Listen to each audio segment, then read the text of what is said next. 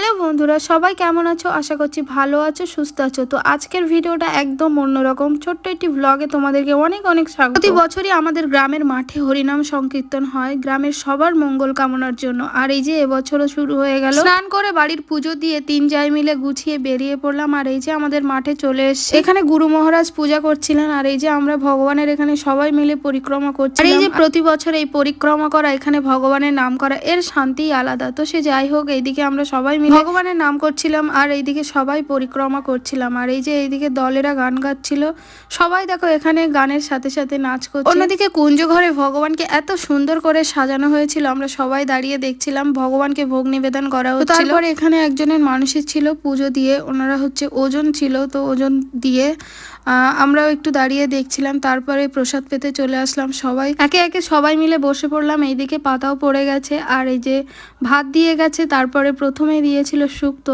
রান্নাগুলো খুব সুন্দর হয়েছিল, যদিও ভগবানের প্রসাদের স্বাদই হয় অন্যরকম। পাশে আমার ছেলে বসেছিল, তো ছেলেকে খাইয়ে দিয়ে তারপরেই চলে আসলো ডাল দিয়ে খাওয়ার পরে চলে আসলো সোয়াবিন। তো সোয়াবিন ডাল খুব সুন্দর রান্না হয়েছিল। তো আজকের মতো এই পর্যন্ত, টাটা।